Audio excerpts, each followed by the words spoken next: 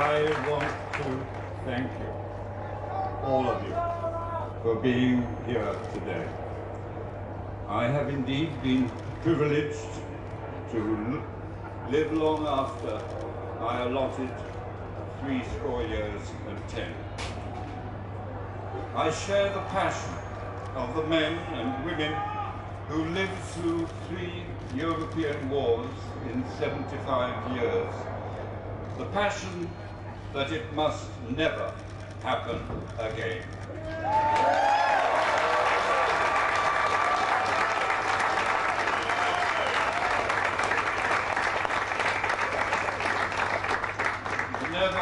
Never forget that it was the memories of those wars that laid the foundations of the European Union today.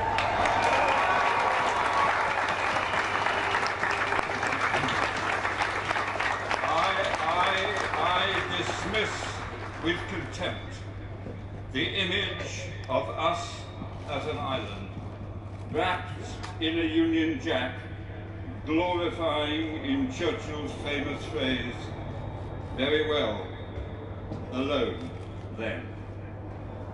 I was there.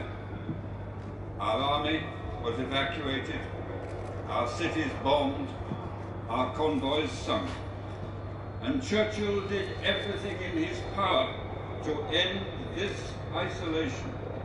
He offered France a political union if they would fight on. He begged the Americans for help. It only came after Hitler unbelievably declared war on the United States. He embraced Stalin's Russia when colleagues urged him to spurn it. Alone was never Churchill's hope or wish. It was his fear.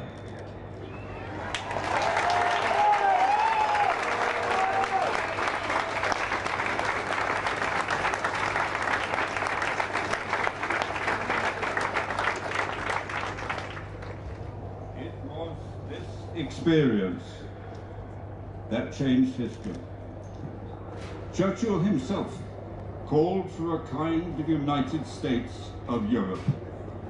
Macmillan told the British people the truth about the emergence of empire into Commonwealth, and building on that historic relationship, he sought another destiny for us and applied to join Europe.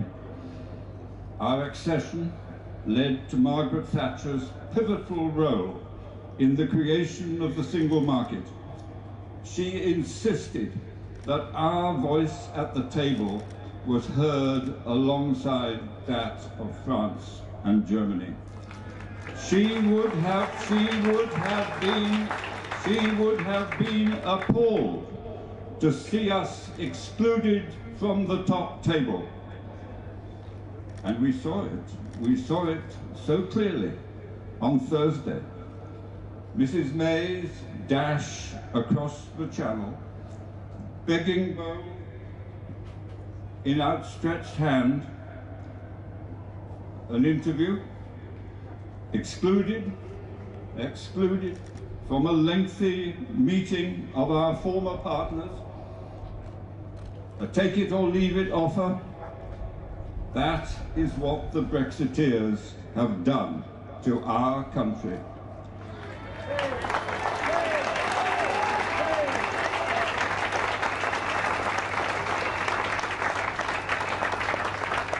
A national humiliation made in Britain, made by Brexit. I look back over the years. 70 years of peace in Europe. 50 years of European partnership. The fascists have gone from Spain and Portugal. The colonels have gone from Greece.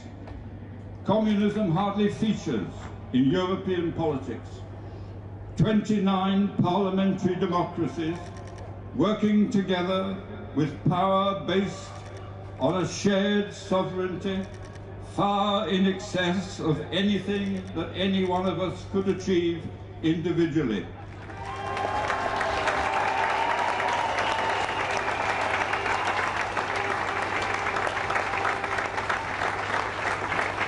You will say that the forces of the extreme right are on the march again, and you will be right. What is happening here in America, throughout many countries in Europe, is indeed a wake-up call to realize just where the financial collapse of 2008 has led us. Extremist fingers pointing the finger of blame at all the familiar scapegoats, foreigners, immigrants, bureaucrats. None of this serves anyone. The uncertainty of Brexit simply adds to the problem. It is no solution of any sort. And the Prime Minister herself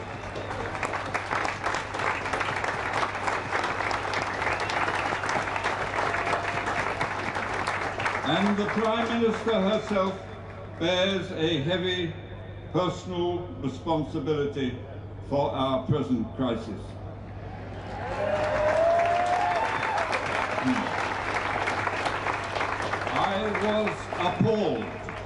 I was appalled by her speech from Downing Street on Wednesday evening.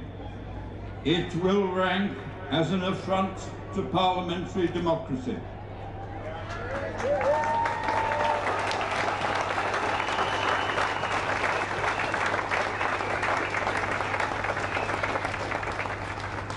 You know, generals who lose wars blame the troops. Managers who break their companies blame the workers. And now we can add, prime ministers who lose elections blame their MPs.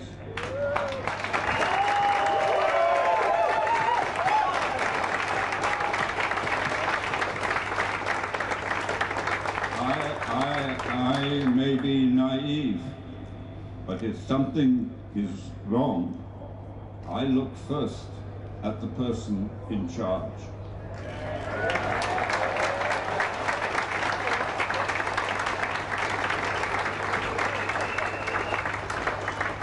I spent 35 years in the House of Commons.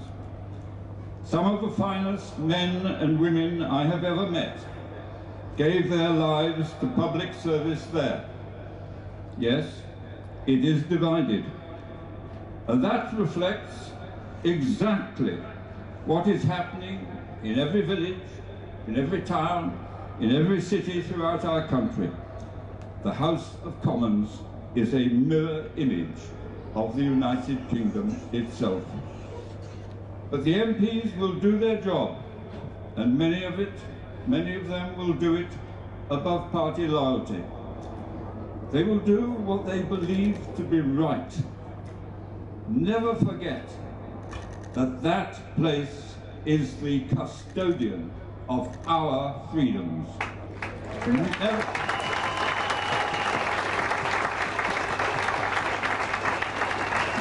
Never forget the intolerance, and indeed worse, that comes from all other forms of government.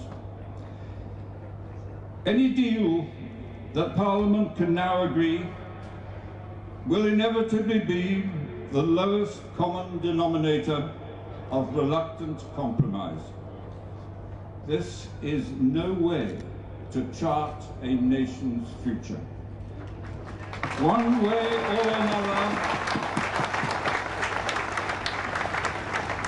way or another, you, the people, must decide.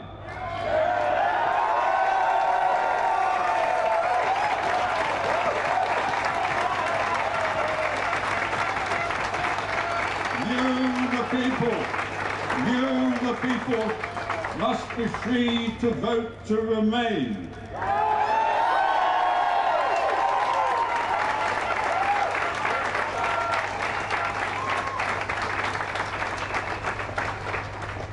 We are here now on the right side of history.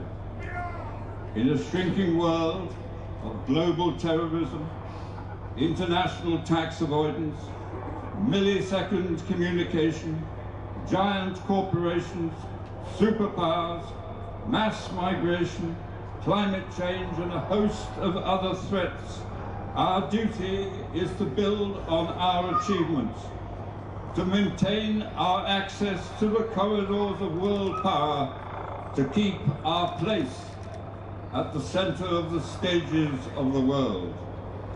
What cannot be in doubt is our responsibility to hand over and pass on to a younger generation a country richer, more powerful, safer than that which we ourselves inherited.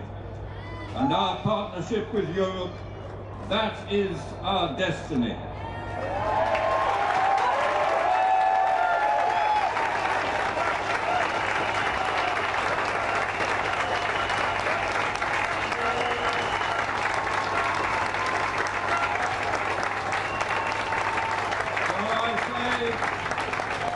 So I say to all of you, to each of you, to everyone, walk tall, keep the faith, go back to your villages, your towns and your cities, and you tell them, I was there, here in Parliament Square, outside the buildings that inspire parliamentary democracy across the world, fighting for our tomorrow, in peace, secure, the bitterness and bloodshed of Europe's past, buried with its history.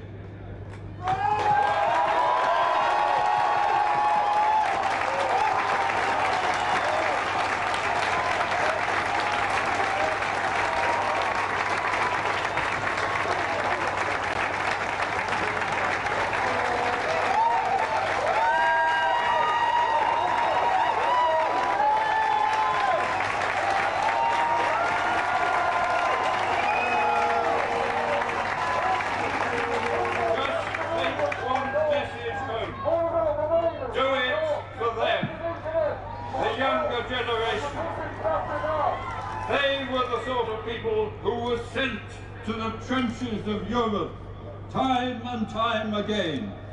It must never happen again.